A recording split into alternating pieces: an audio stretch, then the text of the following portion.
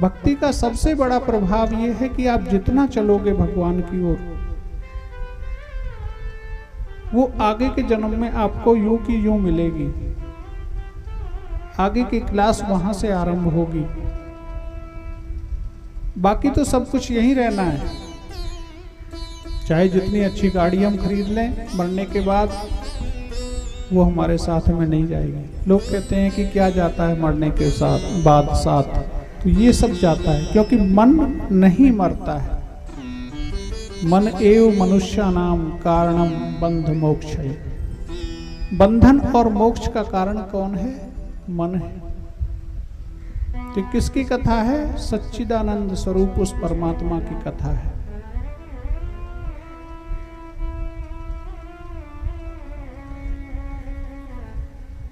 जो विश्व उत्पत्ति के कारण है, उसकी उत्पत्ति के भी कारण हैं, उसके भरण पोषण के भी कारण हैं, और उसके अंत के भी वही कारण है। विश्वोत्पत्त्यादि हेतवे, अंत भी वही करते हैं, उत्पत्ति भी वही करते हैं, और भरण पोषण भी वही करते हैं। ये ना समझना कि हम बालकों का भरण पोषण हम कर रहे हैं। जो जैसा है वो अपना प्रारब्ध साथ लेकर आता है।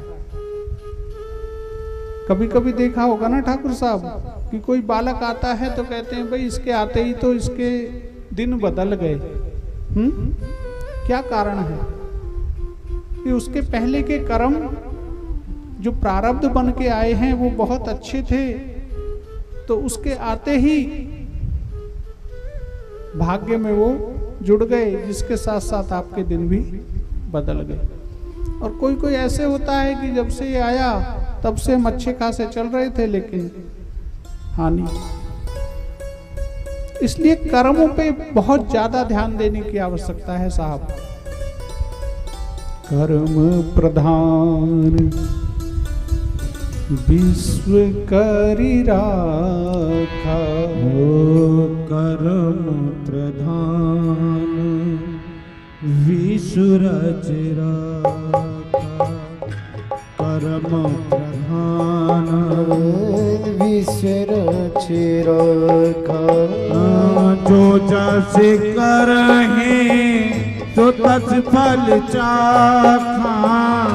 जो जस करहि सो तस फल चाखा। कर्म प्रधान विश्व रच राखा। कर्म प्रधान विश्व रच राखा। क्या प्रधान है हमारे यहाँ? सुखपाल प्रधान नहीं है, या नेत्राम प्रधान नहीं है। ये तो कुछ दिन के प्रधान है कि अब की बार 5 वर्ष के लिए ये आया, अब की बार ये आया। ये तो आते जाते रहेंगे प्रधान, लेकिन कर्म हमेशा प्रधान रहेगा। कर्म प्रधान विश्व करी राखा। जो जस करी सो तस फली चाखा। कोई नहीं बच सकता इसके प्रभाव से। जैसा हम करेंगे वैसा हमें भोगना ही पड़ेगा। नहीं बच सकते साहब। इसलिए बड़ा सचेत होकर कर्म करना है। अब आप सब भी यहाँ बैठे हैं, अपना नित्य कर्म छोड़ कर आए हैं, तो इसलिए बड़े सचेत होकर, समय का बिल्कुल सदुपयोग करके, सावधान होकर आप बैठे हैं। क्योंकि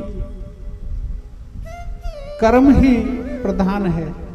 कथा सबके लिए समान रूप से प्रभावित होती है, लेकिन कोई कोई बहुत कुछ पा जाता है और कोई कोई खाली हाथ रह जाता है।